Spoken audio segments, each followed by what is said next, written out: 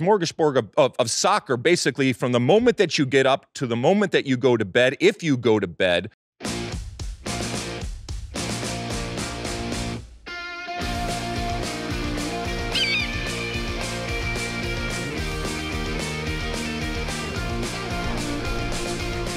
Hello, Sunshine.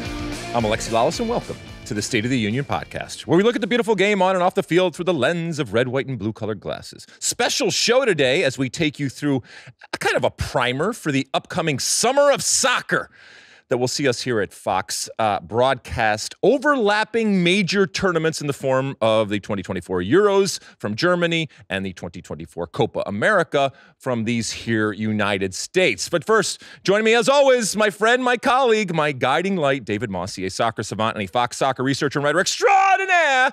Mosse, how are you? You're coming to us from New York, your home. Also, by the way, a venue for the Copa America this summer. And when I say New York, I mean New Jersey. How are you, my friend?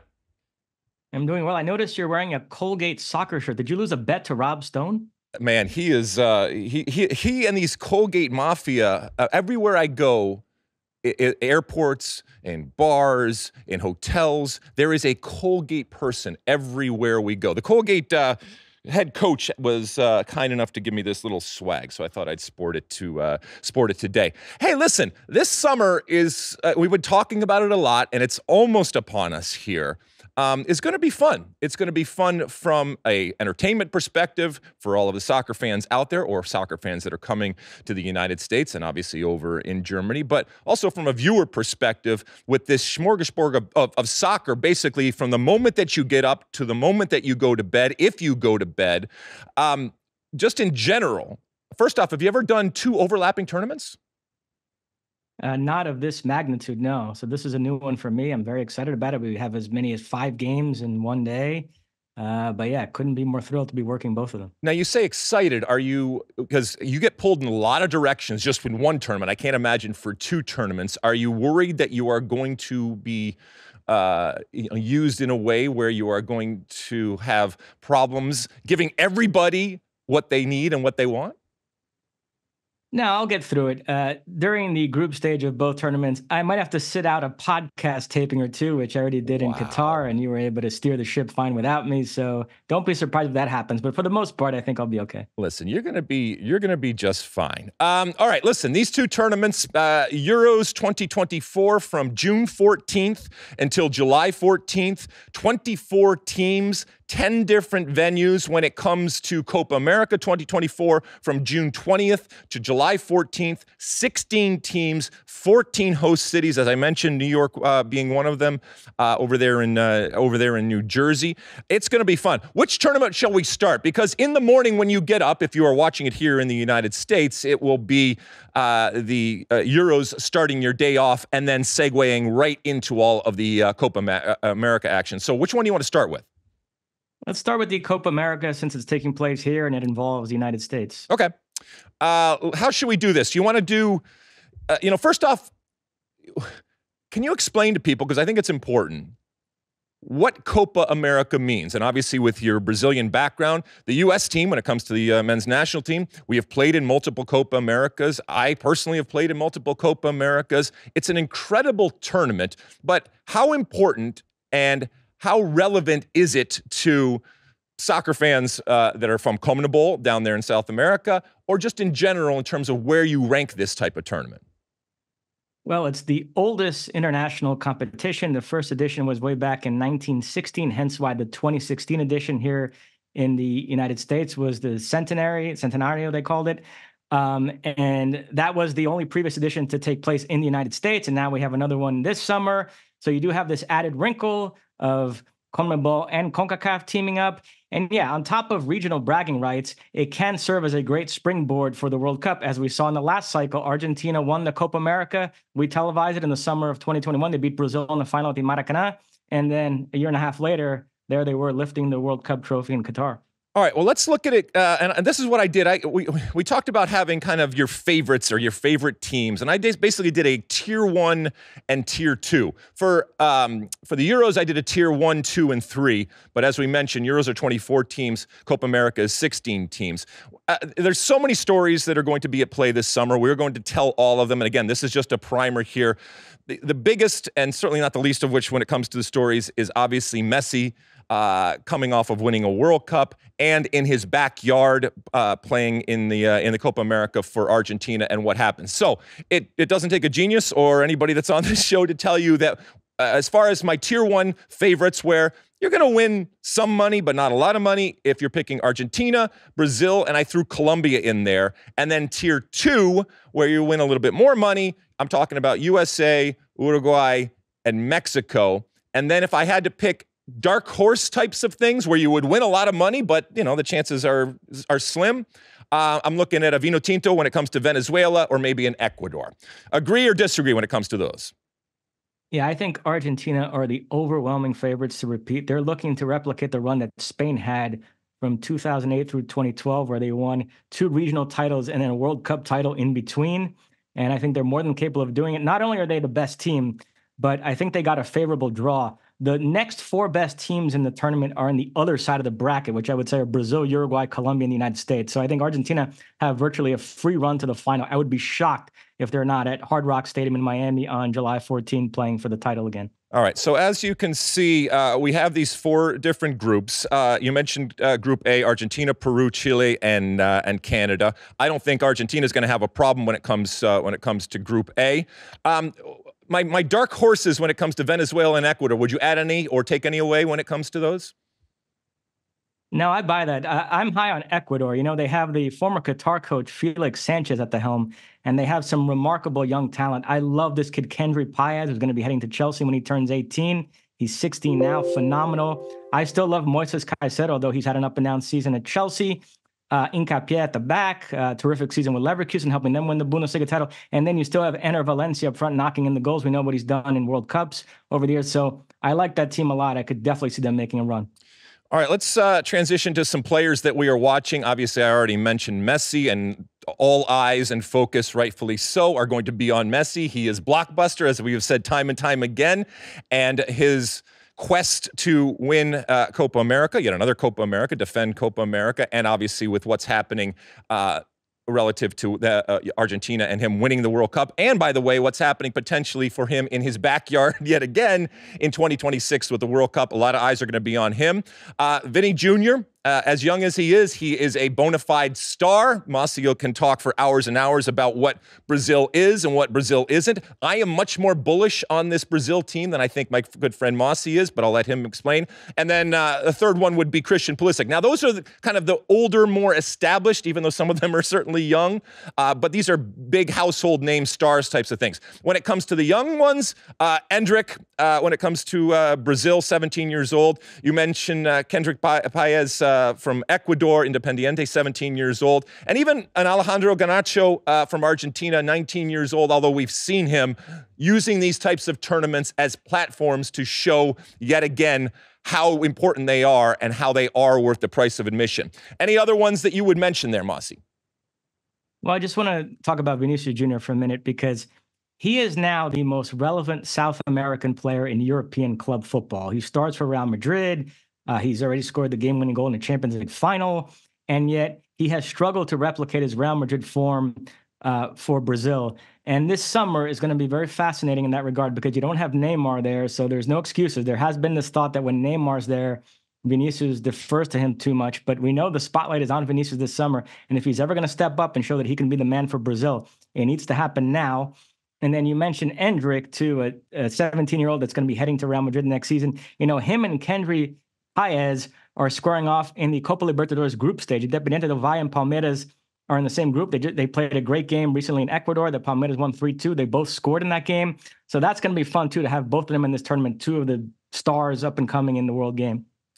I guess at this point, I just want to reiterate what the groups are, because I want to ask you if you were pointing to your favorite group, and, favorite is subjective. It could be what you think is the group of death. It could be what you think is just the most interesting given the players and the teams are there. But again, we had Group A that we mentioned with Argentina. Group B, Mexico, Ecuador, Venezuela, Jamaica. Group C involves the U.S., USA, Uruguay, Panama, and Bolivia. And then Group D with Brazil, Colombia, Paraguay, and Costa Rica. As far as my favorite group, I would probably have to look to Group B, Mexico, Ecuador, Venezuela, and Jamaica. We've already mentioned, and you already mentioned Ecuador and how good they are. I mentioned Venezuela as a dark horse, and they are a dark horse, although they have been doing very well right now in CONMEBOL qualifying for the World Cup. Jamaica, we know can, if given a moment, do what they need to do to get results. And then our good friends Mexico, what they are, what they aren't, and if this is a return to, possibly making not just those of us on the outside, but more importantly, Mexican fans on the inside in believing in El Tri going forward. So I think I would look to Group B as my quote unquote favorite group, in that I think it's evenly matched. I think it's difficult to predict, and I think it's interesting in terms of all these different 4 teams. I buy that. It's certainly the most balanced. I know I'm biased, but I like Group D a lot. You have Brazil, Colombia, Paraguay, and Costa Rica. We talked about Vinny Jr. Luis Diaz was the breakout star of the last Copa America, scored some incredible goals. I'm excited to see what he can do this summer. Paraguay can be frisky. Miguel Almiron is a player we're all going to have an eye on because of his time in MLS. And so, obviously the Ticos rounding it out. I don't think they have much hope of advancing, but I do think that's a very interesting group, which is going to spawn the U.S.'s knockout stage opponents, assuming the U.S. advances from its group. Let's finish it up here and talk a little bit about the venues. As I mentioned, 14 different host cities, and a lot of this is being used as preparation for 2026. So you're going to see a lot of these stadiums that are going to be involved in 2026. I'm really interested in to see, the continued explosion of soccer and what Atlanta is to soccer. So down there in Mercedes-Benz Stadium, but it certainly could be AT&T Stadium when it comes to Dallas. And a lot of these stadiums, I'm a big roof fan, Mosse, as I've said time and time again on the pod.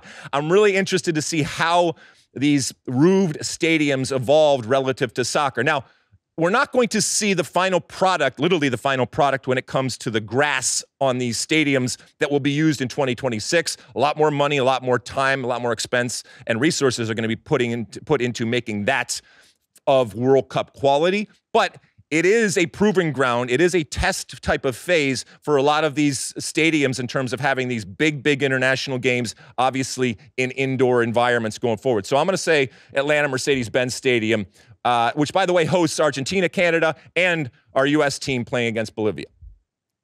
I'm going to name 2. Hard Rock Stadium in Miami. It's going to host the final, and I think deservedly so. That's a great venue. I had a terrible experience there a couple years ago. I watched Michigan get crushed by Georgia in a playoff game. But nevertheless, people that have watched soccer games there say it's a terrific experience. And then I also want to shout out SoFi, which is going to host Brazil's first game against Costa Rica. I know there's been a lot of talk about the suitability of that venue for soccer, so I'm curious to see how that goes this summer. Before we transition over to the Euros, and we're going to do plenty of prep and preview of the U.S. men's national team, but just 30,000 foot right now when it comes to this U.S. men's national team. Again, United States, Uruguay, Panama, and Bolivia. Certainly a winnable group, and certainly a group that you would expect this U.S. team not only to get out of, but then to go on and have a successful tournament. Now, the definition of what that success is subjective, and we have a lot of different people weighing in on it. For us, again, reiterate how important you think this summer is for Greg Berhalter and this team in terms of winning hearts and minds, especially relative to 2026.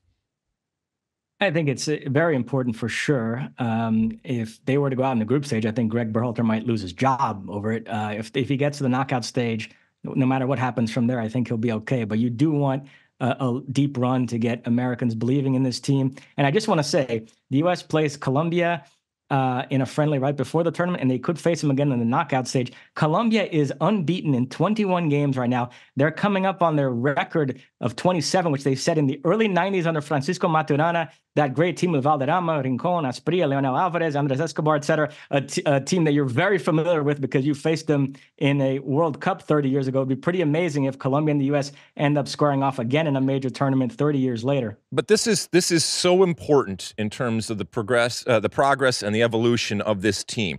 Testing this U.S. men's national team against teams that are quote unquote better, and that people believe you're not necessarily supposed to meet. And I know there's a lot of talk over the last couple of years that while Greg Berhalter has been successful, he doesn't have that moment. He doesn't have that game that he can plant his flag and say, this is where we went and we beat an elite team in the world, a team that people said we're not supposed to win. And the next step for this U.S. men's national team is consistently competing and beating the elites of the world. So I think this is going to be a great summer. You mentioned even the lead up to it with the friendlies that they have against against opponents that a lot of people feel the U.S. is not as good at. And so I think this is huge, as you mentioned, for Greg Berhalter. I do think that if this is a failure in terms of not getting out of this group and not showing well, even when you do get out of the group, that his job is on the line. And I think it's fair for that to happen. And I think we all expect good things and positive things so that when this summer is over, you look at this national team leading up in 2026 and you're positive and you're bullish about this future because of the individual play that we saw and the team you believe has progressed after seeing it this summer. All right, should we transition over to the Euros? As we said, you guys got something. Go, Mosse. One more Copa America thought. Yeah.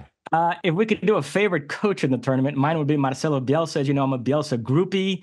He is coaching Uruguay. He's got a very good team there. They're second in CONMEBOL World Cup qualifying. They've already beaten Brazil and Argentina. He's got the likes of Araujo at the back, Valverde in the midfield, Darwin Núñez up front. I'm fascinated to see Greg Berhalter and Marcelo Bielsa match wits in that final group game in Group C. That's going to be fun. The fact that you even mention them in the same sentence, I know there's people that are listening and watching that think it's completely sacrilege that you would ever do something like that. But you know what? Suck it up. You're going to be fine. All right, Euros 2024, June 14th to July 14th. As we mentioned, 24 teams, 10 different venues. All right, again, my favorite teams, and this one has a tier 1, 2, and 3 if you want to win some money or if you want to win a lot of money. No brainer, again, you don't need us to tell you that France, England, and I'm going to add Spain into my tier 1. My tier 2 would be the hosts, Germany, Portugal, and Belgium. And my tier 3, and it's relative, what have you done for me lately, even though they're the defending champions, Italy, Netherlands, and an aging Croatia. So those are my three tiers. And then if I had a dark horse, it would probably be Hungary and what are we saying? Turkey? What is it again, Mosse? Turkey. All right, we'll get it before we go on air. So Turkey as some dark horse types of things. Thoughts, Mosse? I would put France and England in a tier of their own and drop Spain into that second tier with Germany and Portugal. I do like Spain. I love the way they play. They've got the best holding midfielder in the world in Rodri and a 16-year-old in Lamine Yamal who's added so much juice to that attack. So I'm excited to watch them. They could win it for sure, but I wouldn't put them quite on the same level as France and England. I think the talent that those two countries have right now is bonkers. They played that great quarterfinal match at the last World Cup. I thought in terms of quality, that might have been the best match in the entire tournament, and they both kicked on from there. And you just rattle off the names. I mean, on that England team, Kane, Bellingham, Foden, Saka, and, obviously France too with Mbappe, Griezmann, Dembele. So, I would make those the top two. When it comes to, over the last couple of years, a lot of people are down on Germany. And look, the results have not been there. It's not been a German team to get excited about, although I, especially over the last year, have said Germany, we know they know how to host a tournament, but I also think that they will be ignited. And this German team of late seems to have, piqued your interest and others that maybe were a little bit down on this German team. So I put them in my tier 2. Don't sleep on Germany, right? I agree with you. I think they've turned a bit of a corner there. And you watch two young players like Florian Wirtz and Jamal Musiala, And I can't help but be excited about this German team with those two guys in the mix, Kai Havertz and others. So I still think there's a lot of quality there. Even when they were having some terrible results, you still looked at the team on paper and said, there's a good team in here somewhere. And I think we are going to see it this summer on home soil. Is there a good Cristiano Ronaldo in yet another tournament? We talked when it comes to Copa America about Messi, and it is a apples and oranges type of situation right now. Can Cristiano lead this Portugal team to success this summer? It's so fascinating because we know he was benched by Fernando Santos at the last World Cup. He lost his place to Gonzalo Ramos. Roberto Martinez comes in, reinstates him as the starter. He scored a ton of goals in qualifying, but it was against minnows, and he's scoring goals at club level in Saudi Arabia. There still is this question at the highest level, can Cristiano Ronaldo still make the difference? I don't think so. But the good news with this Portugal team is they have so much talent. Otherwise, Rafael Leão and Bruno Fernandes, Bernardo Silva, João Felix, Vitinha is an emerging star in the midfield, that they don't need Ronaldo to be great to quote unquote carry them. They just need him to be pretty good, and we'll see if he can do that.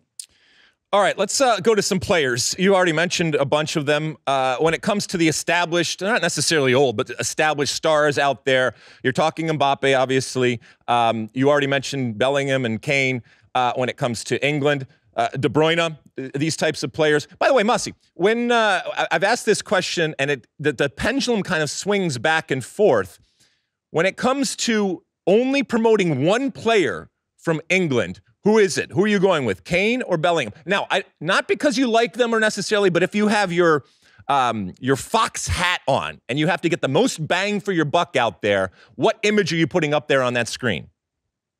I think I would do Bellingham because he's younger, he's new, he's exciting. Kane is great, but he's been doing it for many years. So I would lean Bellingham. Although, honestly, we need to start throwing Phil Foden into that conversation with what he's done for Manchester City. To me, he's right there, too. Well, that's my young star. And look, Phil Foden, we've seen him now, but I do think, to your point, he is really coming into his own and may use this summer and beyond to show us how great he is.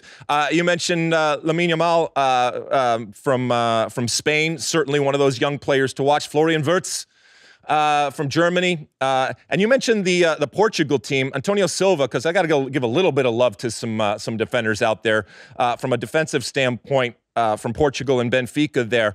A lot of players will use this, like we said, as a platform. Will use this as an opportunity to show their wares that will either result in a move or just kind of zhuzh that move along and confirm what a lot of people feel when it comes to how good some of these players are. And some of these moves have already happened, so we're just kind of seeing them in a different light. Anybody else you want to focus on when it comes to players, either old or new, either famous or not?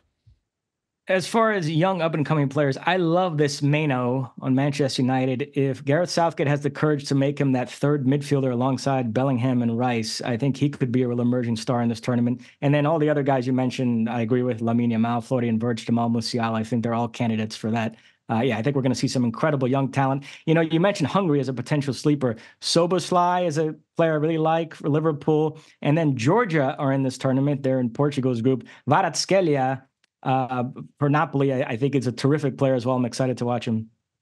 All right, so it's Turkey and Czechia, right? Is that what we're doing? Correct. All right, so what once was Turkey is Turkey, and what once was Czech Republic is Czechia, right? Yep. Okay, I just want to make sure we got that. Okay, when it comes to favorite groups, I'm going back and forth. And again, there are 6 groups.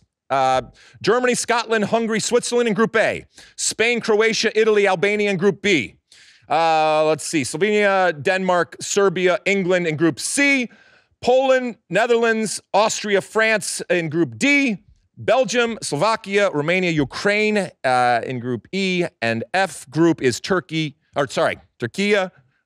Georgia, Portugal, and Czechia over there to bring out the final group.